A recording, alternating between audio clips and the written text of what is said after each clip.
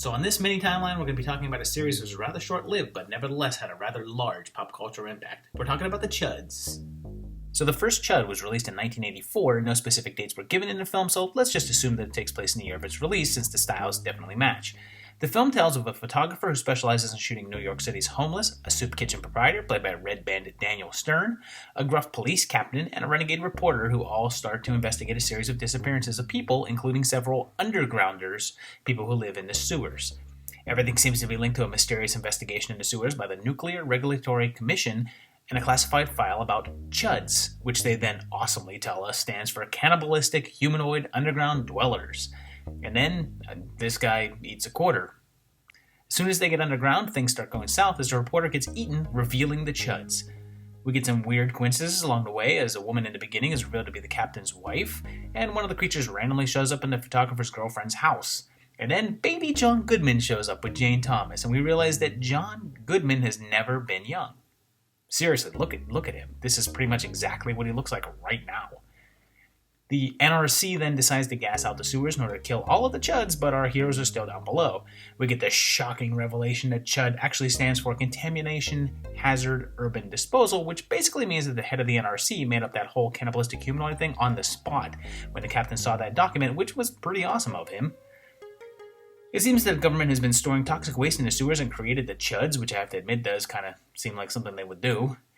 This C.H.U.D decides to stretch his neck out a bit, I guess to be a better target for an axe. Our heroes get out of the sewer just in a nick of time and the government guy gets blowed up.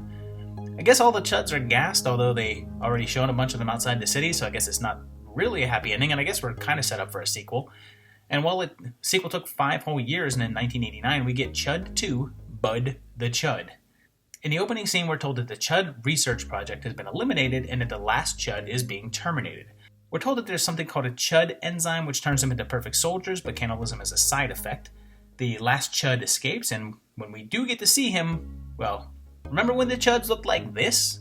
Well, now they look like, well, freezing a C.H.U.D seems to stop them now, and this C.H.U.D gets sent to a small town.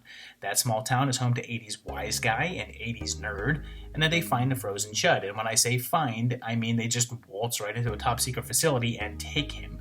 They accidentally electrocute him and bring him back to life, and he goes about town saying, meat, and basically trying to be funny.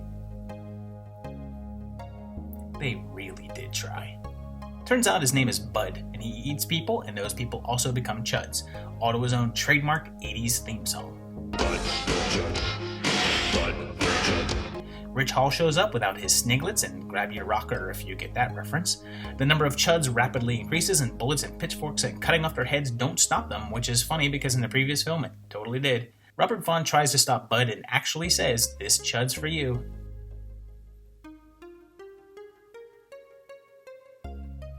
The C.H.U.D army amasses, Robert Englund literally shows up to just kind of walk by, Mr. Roper gets killed, and the C.H.U.Ds head towards the high school dance. After finding out that freezing them now only holds them temporarily, they find out that adding electricity causes them to explode. So, why didn't Bud explode early in the film when he was frozen and electrocuted in a tub? Screenwriting. Anyway, they lure the C.H.U.Ds into a pool by dressing up the hero's girlfriend in a swimsuit because I guess they needed someone in a swimsuit, and then freeze them all in a pool, but not before Wise Guy is bitten. After Bud almost escapes, they electrocute them, and then they all blow up pretty good.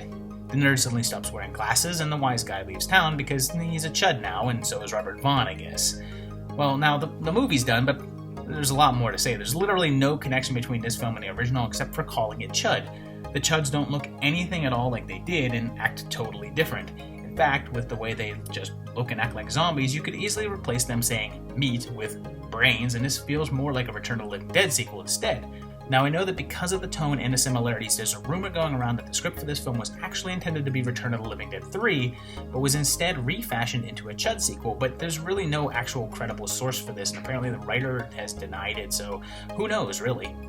So there you have it, 2 films with absolutely no continuity between them. I guess if you really wanted to stretch it, you could say that the C.H.U.Ds looked and acted totally different because of the government's refinement of the C.H.U.D serum in the 5 years in between the 2 movies. I mean, I guess if you want to go with that, go ahead and go with that. But that's about it for this episode.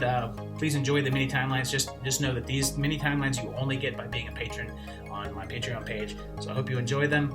Thank you for sponsoring me, and we'll see you on the next one. Thanks a lot. Bye-bye.